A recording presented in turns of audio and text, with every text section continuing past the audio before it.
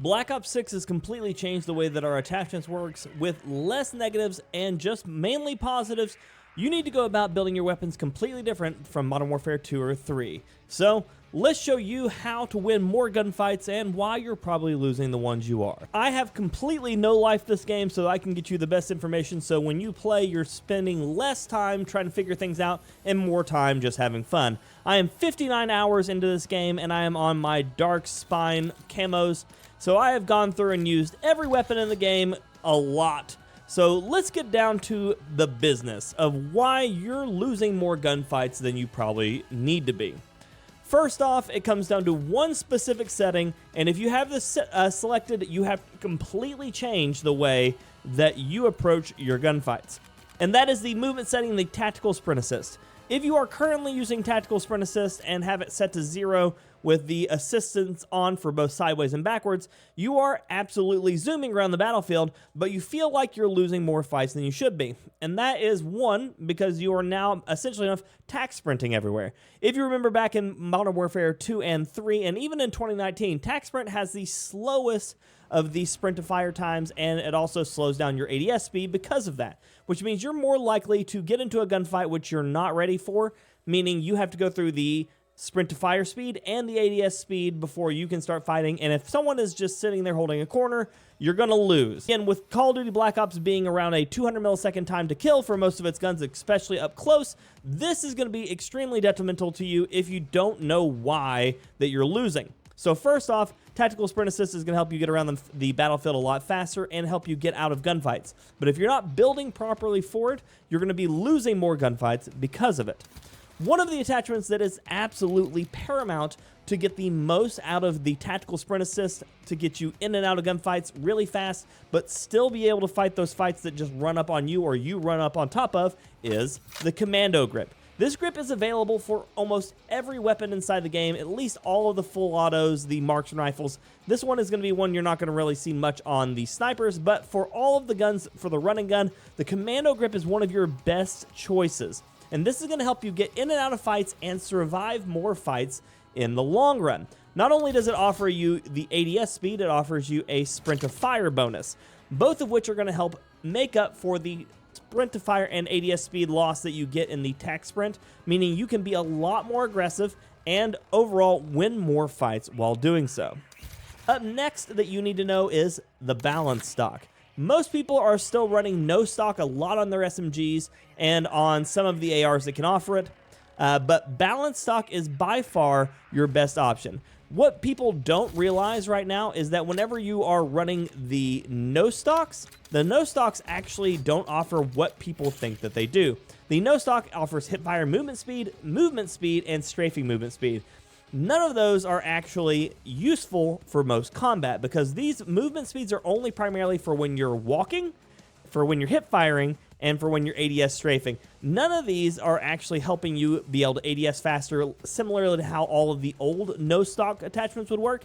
This is specifically only for hip fire, and it doesn't actually even help any of your sprinting either. This is for people who are crouch walking or who are just walking.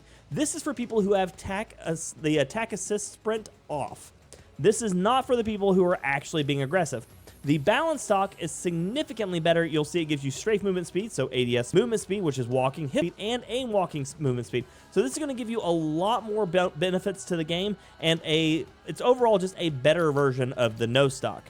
Now, the only time I would tell you to run a different stock than that is going to be something like the combat stock or the heavy stock if you're running a marksman style weapon, something like an SVD or a sniper, or if you're trying to make a long range AR or LMG. You can also run the heavy stock, but realistically, the combat stock is just the better option over heavy. Another item that people are constantly misusing is the CHF Barrel. The CHF Barrel is only going to be applicable for weapons that it's going to actually push you over the number of bullets to kill, and it's staying within your effective range. Weapons like the C9, which are going to be dealing 31 damage to the head, that's going to stay 4 bullets to kill, even if you move to the CHF Barrel. Still 4 bullets to kill, and you lose range. Most of the time, when it comes to the SMGs and the ARs in the game, the long barrel is your better option. The weapons did get a buff to their range, especially for the SMGs, and then the ARs got a bit of a nerf to their range, so they still are going to want to prioritize the long barrel. The only people that are really going to see use out of the CHF barrel are going to be weapons that are already sitting right next to a 1 bullet difference for TTK. That's going to be weapons like the Goblin MK2. It bumps it above to 51, which lets you 2-shot people. Weapons like the Model L, I think even are doing better without it. Model L bumps it to 40 from 31. The 40 allows you to 3-shot. But the 31 with a reinforced barrel, this is going to give you better range, and it's going to overall give you better recoil control. And unless you are just absolutely a monster with recoil control, using something like the reinforced barrel or even the long barrel are just going to go much further for allowing you to have a consistent number of bullets to kill across the board.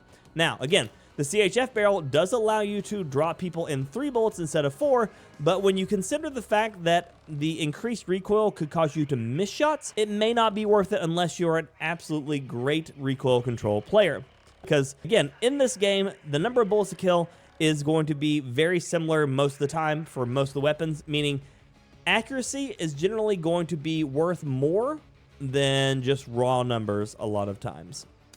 Now, this is one that I find very interesting, and it's something we've dealt with in the past, but I don't think it's something that people are really talking about as much. Right now, there are a few sites in the game that actually pretty much remove most of the idle aim sway that you have on your weapon.